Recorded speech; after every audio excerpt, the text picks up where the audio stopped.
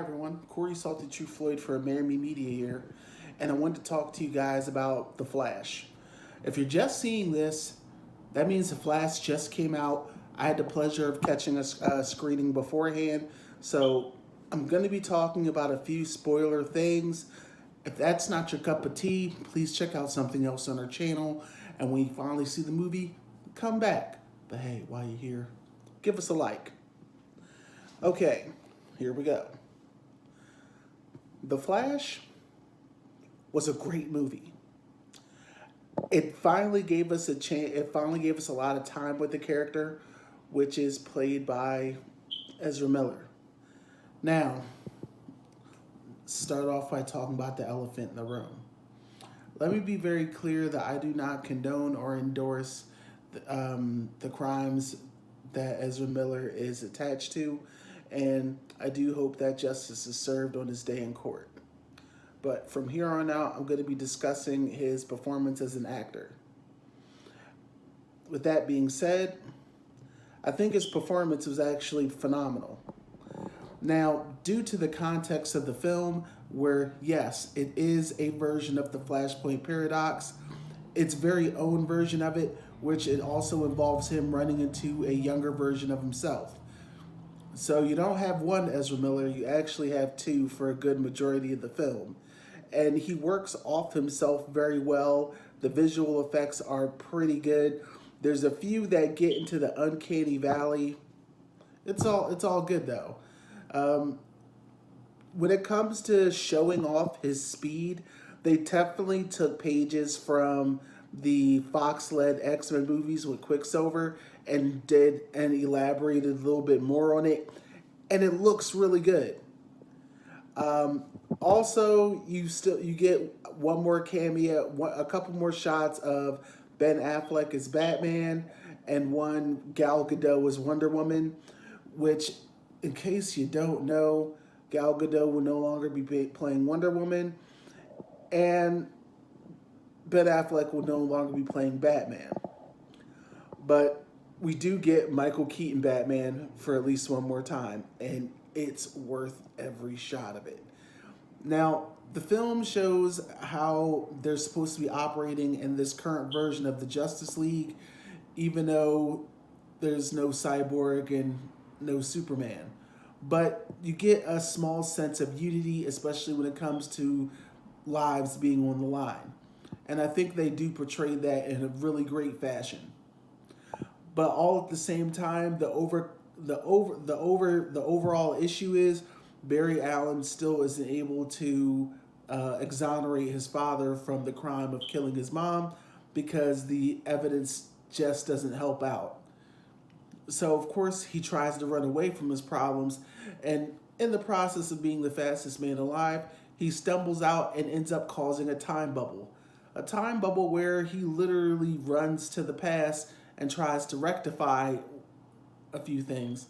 Sadly, it causes a whole new universe timeline, and he has a lot of trials and tribulations that come along with that. Now, I really don't want to give away the whole movie. I just don't. I actually want you to sit down and watch it for yourselves. I think Michael Keaton's Batman is awesome, like he is. The visual effects are really all over the place.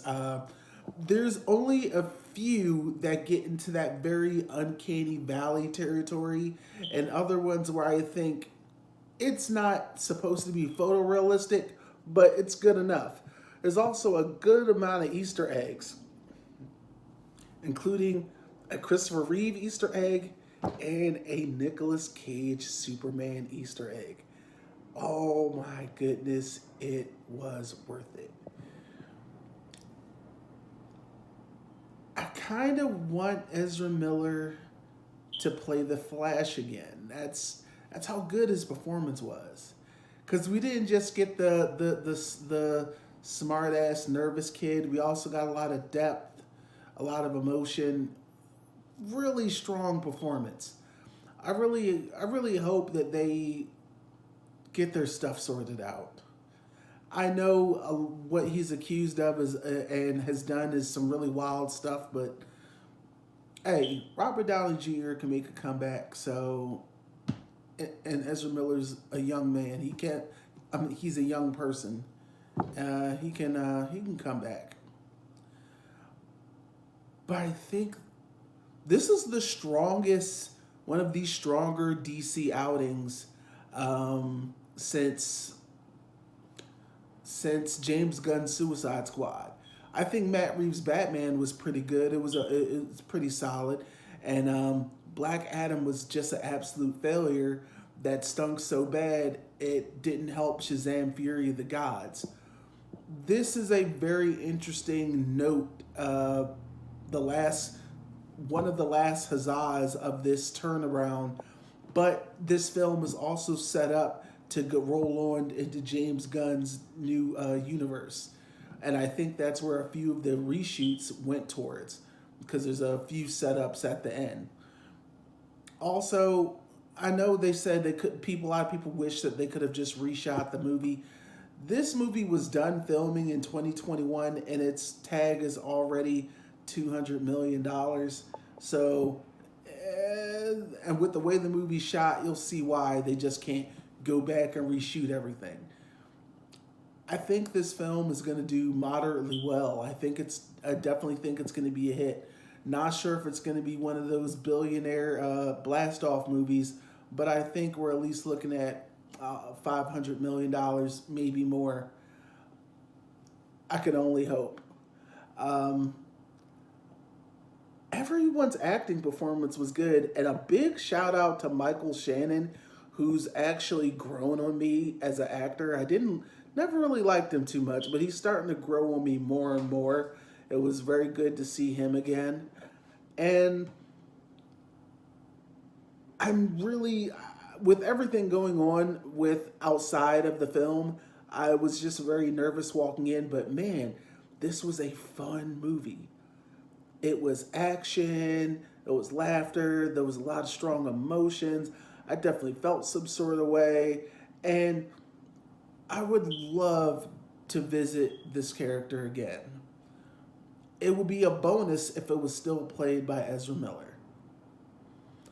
But now we've got one more movie, which is Aquaman, and see how that goes. Meanwhile, I want to thank you guys for checking us out today. Uh, this has been Corey Salter Shoe Floyd for Amerime Media. Thank you for your time.